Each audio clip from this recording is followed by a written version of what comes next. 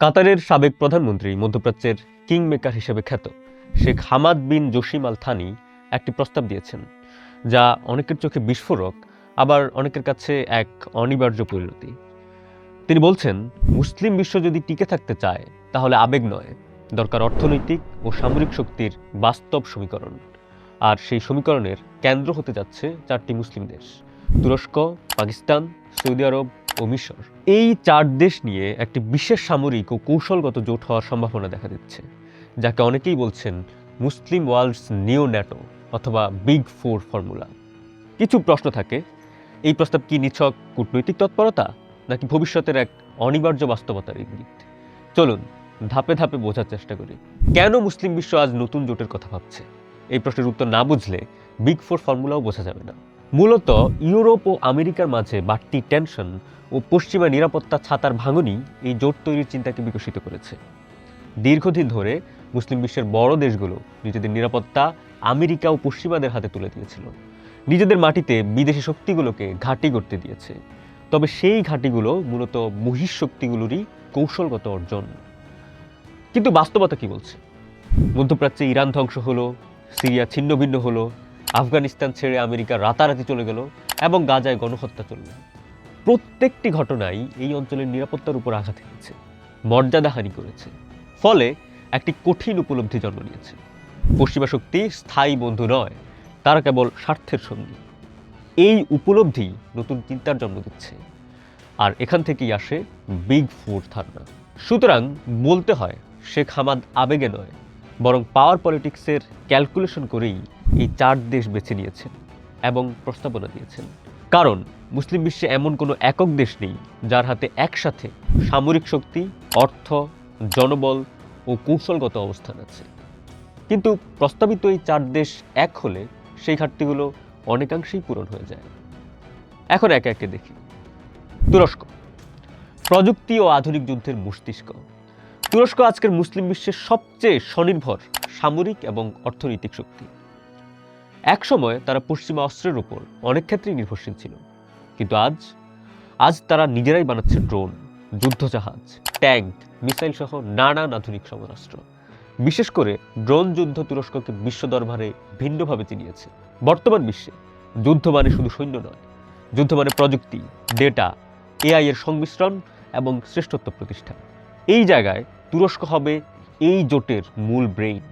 আর ভৌগোলিকভাবে Europe, Asia, Russia, মধ্যপ্রাচ্য সবকিছুর মাঝখানে তুরস্ক, যা কৌশলগত দিক বিবেচনা করলে অনেক গুরুত্বপূর্ণ একটি স্থান। এই কারণেই তুরস্ক ছাড়া এই জোট কল্পনাই করা যায় না। পাকিস্তান, সামরিক ক্ষেত্রে পাকিস্তান মানেই পারমাণবিক অস্ত্র ও উন্নত বিমান বাহিনী। এখন প্রশ্ন আসে, এই জোট যদি বড় কোনো শক্তির মুখোমুখি হয়, তাহলে কে দেবে শেষ প্রতিরোধের নিশ্চয়তা? উত্তর একটাই: পাকিস্তান। পাকিস্তান মুসলিম বিশ্বের একমাত্র দেশ যার হাতে আছে 150-এর বেশি পারমাণবিক বোমা। এটা শুধু অস্ত্র নয়, এটা হলো চূড়ান্ত ডিটারেন্স, যা যে কোনো পরাশক্তিকে আক্রমণের আগে বারবার ভাবায়। এর পাশাপাশি বিশাল সেনাবাহিনী, দীর্ঘ যুদ্ধ অভিজ্ঞতা, চীন ও তুরস্কের সাথে গভীর সামরিক সম্পর্ক। এই জোটে পাকিস্তান মানেই কেউ সহজে আক্রমণ করার সাহস পাবে না। সৌদি আরব, এই জোটে সৌদি দেশটি দিবে অর্থ, ধর্ম ও বৈধতার খোরাক। কিন্তু প্রশ্ন হলো, জোটের সমস্ত পরিকল্পনা বাস্তবায়ন করার অর্থ পাবে কোথায়? উত্তর: সৌদি আরব। কারণ সৌদি আরব মানেই টাকা। সৌদি আরব শুধু ধনী দেশ নয়, তারা মুসলিম বিশ্বের ধর্মীয় কেন্দ্রও বটে। মক্কা ও মদিনার কারণে সৌদির যে কোনো উদ্যোগ বিশ্বজুড়ে 57টি মুসলিম দেশে স্বাভাবিকভাবেই এক ধরনের ধর্মীয় ও রাজনৈতিক বৈধতা এনে দেয়। এই জোটে সৌদি আরব মানে ফান্ডিং, কূটনৈতিক ওজন এবং মুসলিম বিশ্বের জনমতের প্রভাব। মিশর, এই জোটে জনবল সরবরাহ ও কৌশলগত নিয়ন্ত্রণে থাকবে মিশর। শেষে কিন্তু অত্যন্ত গুরুত্বপূর্ণ অংশই মিশর। মিশর ছাড়া আরব বিশ্বে এমন কোনো দেশ নেই যার আছে একটি বিশাল সেনাবাহিনী, কৌশলগত সুয়েজ খালের নিয়ন্ত্রণ, আফ্রিকা ও মধ্যপ্রাচ্যের সংযোগস্থল হিসেবে প্রতিষ্ঠা। বিশ্ব বাণিজ্যের একটি বড় অংশ, বিশেষ করে তেল ও ইউরোপের বৃহত্তর বাণিজ্য এই সুয়েজ দিয়েই প্রভাবিত হয়। এই জোটে মিশর মানে বিশ্ব অর্থনীতির অন্যতম গুরুত্বপূর্ণ চেক পয়েন্ট, কন্ট্রোল। তাহলে এই জোট হলে বিশ্ব রাজনীতির সমীকরণ কি বদলাবে? এখানেই গল্পটা বড় হতে থাকে। প্রথমত, চারটি দেশ একসাথে অবস্থান নিলে ফিলিস্তিন ইস্যু আর প্রতীকী কোনো ইস্যুই থাকবে না। ইসরায়েলের উপর চাপ আসবে সামরিক, অর্থনৈতিক ও কূটনৈতিক তিনটি দিক থেকেই। দ্বিতীয়ত, মধ্যপ্রাচ্যে আমেরিকার আধিপত্যে ফাটল দেখা দিবে। চীন ও রাশিয়ার কৌশলগত শক্তি বাড়বে। বিশ্ব এগোতে থাকবে মাল্টিপোলার অর্ডারে। তাছাড়া এই জোট দক্ষিণ এশিয়ার ভারসাম্যে বড় পরিবর্তন আনবে। কারণ পাকিস্তান যেহেতু এই জোটের অন্যতম অংশীদার, ভারতকে সৌদি আরব ও মিশরের সাথে তার ব্যবসা, কূটনীতি বা সম্পর্ককে নতুন করে পরিমাপ করতে হবে, চাপ বাড়বে। তবে মুখে বলার মতো এই জোট কি গঠন এতই সহজ হবে? বাস্তব অর্থে এই জোট গঠনে বাধাগুলো আসলে কি কি? এখানেই আসে সবচাইতে কঠিন প্রশ্নগুলো। একদিকে সৌদি বনাম তুরস্কের নেতৃত্বের দ্বন্দ্ব, অন্যদিকে আমেরিকার চাপ এবং নিষেধাজ্ঞা। তাছাড়া পাকিস্তান ও মিশরের অর্থনৈতিক দুর্বলতা, বর্তমান বিশ্বের ঐতিহাসিক বিভাজনগুলোও এখানে বড় বাধা হিসেবে কাজ করবে।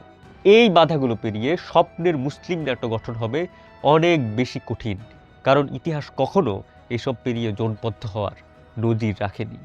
সুতরাং শেখ হামাদ বিন জসিমের প্রভাব হয়তো আজ বাস্তবায়িত হচ্ছে না, কিন্তু এটি একটি ভবিষ্যৎ ভূ রাজনৈতিক পালাবদল ও নয়া বিশ্ব ব্যবস্থার ক্ষীণ আশা প্রতিফলিত করছে।